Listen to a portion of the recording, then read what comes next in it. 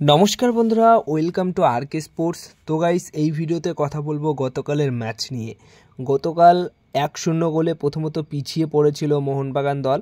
তো বছরের শেষ ম্যাচে 1-0 গোলে প্রথমত পিছিয়ে থেকে তারপর 3-1 গোলে ম্যাচ জেতা, মানে বিশাল দুর্দান্ত একটা কামব্যাক করেছে গতকালের ম্যাচে। তো বছরের শেষ ম্যাচটাও কিন্তু মোহনবাগান দল জিতলো।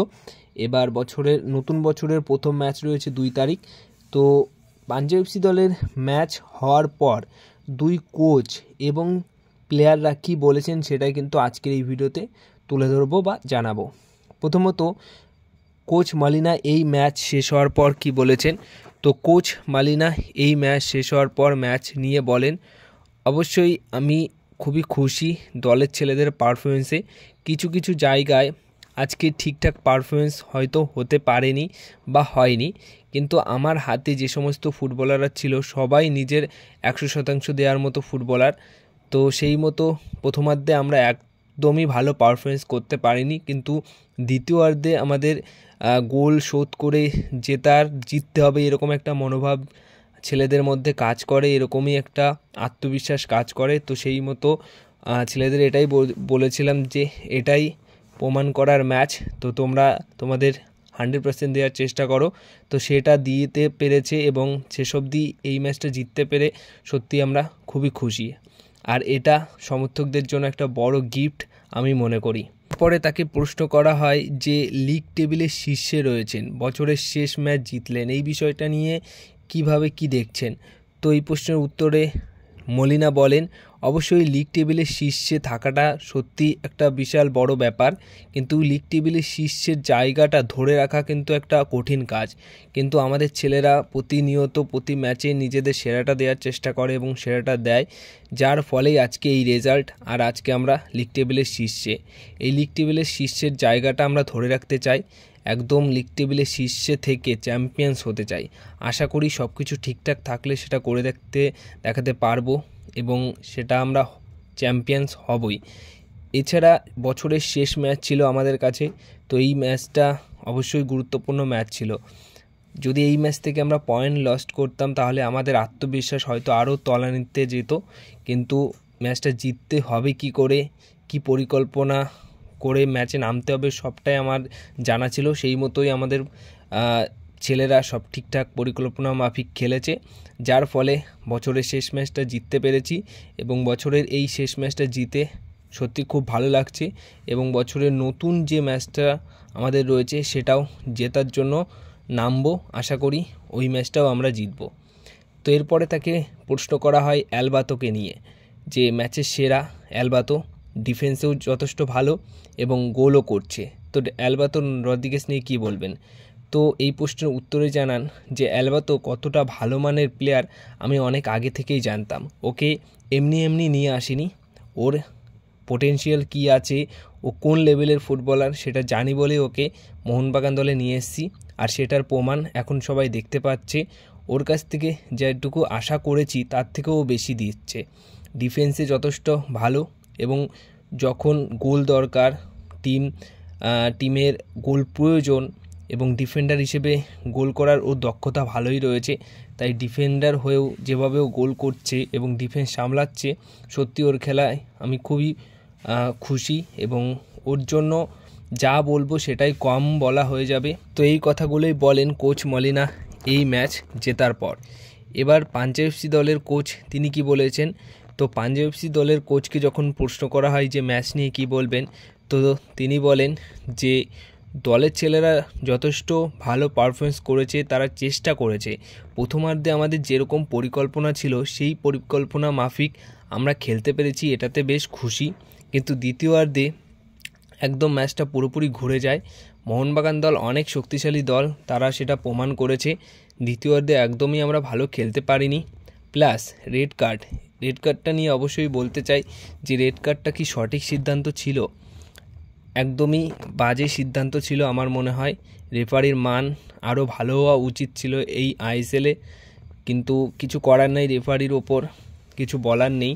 যেটুকু বলার সেটুকু মাঠের বাইরে বলতে পারি, কিন্তু মাঠের ভেতরে রেফারি সব কিছু, কিন্তু ওটা সঠিক সিদ্ধান্ত বলে মনে হয় না।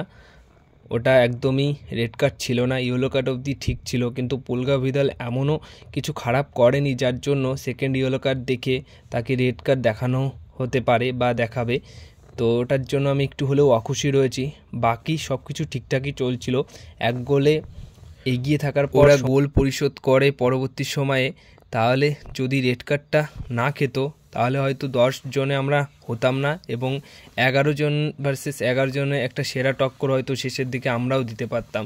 কিন্তু ওই রেড কার্ড খাওয়ার পর দলের ছেলেদের আত্মবিশ্বাস একদমই তলানিতে চলে যায় এবং তারপর যা হয় তা আপনারা সবাই দেখেছেন এবং ম্যাচটা থেকে অনেক কিছু আমাদের ভুলভ্রান্তি হয়েছে, যেগুলো আমরা পরবর্তী ম্যাচে আশা করি সব কিছু ঠিকঠাক করে নিতে পারবো।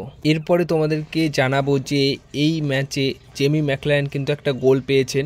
অনেক দিন ধরেই গোল পাচ্ছিল না জেমি ম্যাকলায়ন, তো তার গোল এই ম্যাচে ছিল এবং পেনাল্টি থেকে গোল করেছেন। তো সেই ক্ষেত্রে একটা গোল পাওয়ার পর কিন্তু আবার আত্মবিশ্বাস হয়তো তার অনেকটাই ফিরে আসবে।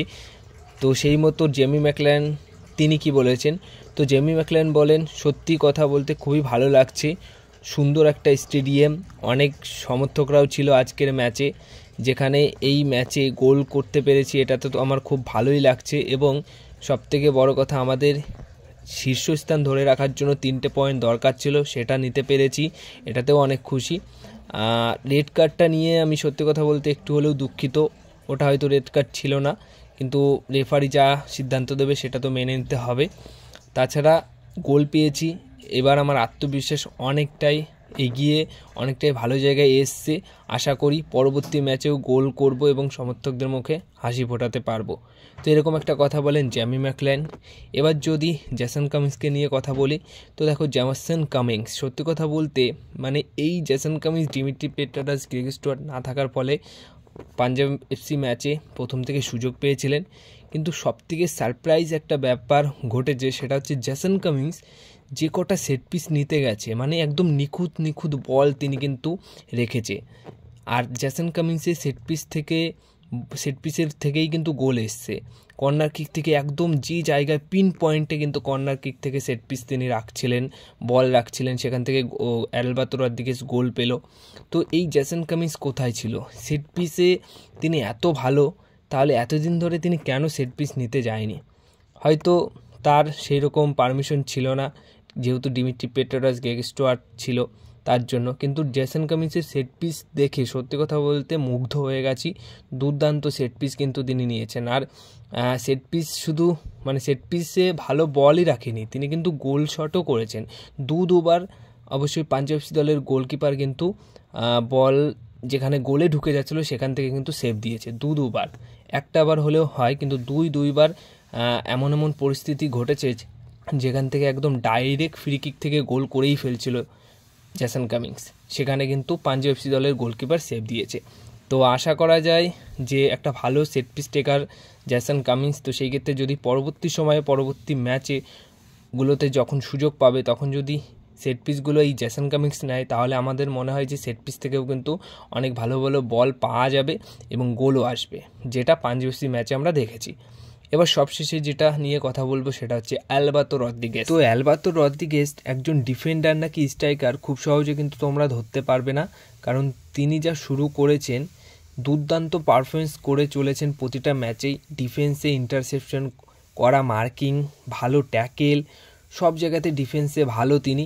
এর পাশাপাশি যখন গোলের দরকার, সেট পিস থেকে গোল হতে পারে, সুযোগ তৈরি করে গোল করা যেতে পারে, সেই সমস্ত জায়গাতে গিয়ে গোল করেছে অ্যালবাতো রদ্রিগেজ। মানে অনবদ্য একটা সাইনিং এই বছর মোহনবাগান দলের জন্য হয়েছে। পাঞ্জাব এফসি ম্যাচে 2টি গোল এবং ম্যাচের সেরা। সেই মতো তিনি সেই ম্যাচ শেষ করার পর তাকে প্রশ্ন করা হয়েছিল যে ম্যাচ নিয়ে কি বলবেন। তো তিনি বলেন যে ম্যাচের শুরু হওয়ার আগেই আমি প্রেস কনফারেন্সে বলেছিলাম যে এই ম্যাচে গোল করতে চাই এবং সমর্থকদের বড়দিনের গিফট দিতে চাই। তো সেটা করতে পেরে আমি সত্যি খুবই খুশি।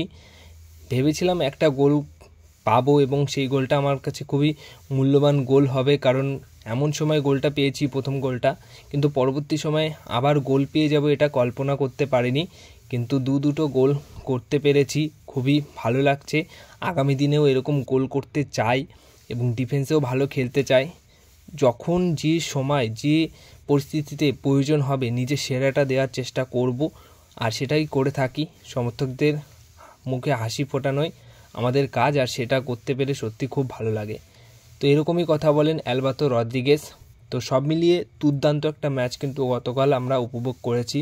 এবার নেক্সট ম্যাচ রয়েছে কিন্তু 2 জানুয়ারি। তো বছরের প্রথম ম্যাচ নতুন বছরের, আশা করা যায় যে মোহনবাগান দল ওই ম্যাচটাও খুব ভালো পারফরমেন্স করতে পারবে। আর ওই ম্যাচটা কিন্তু সম্পূর্ণ ফ্রিতে তোমরা দেখতে পারবে, ফ্রি টিকিটের বিনিময়ে। তো যারা যারা দেখতে চাও অবশ্যই ফ্রি টিকিট কিন্তু কালেক্ট করে নিও।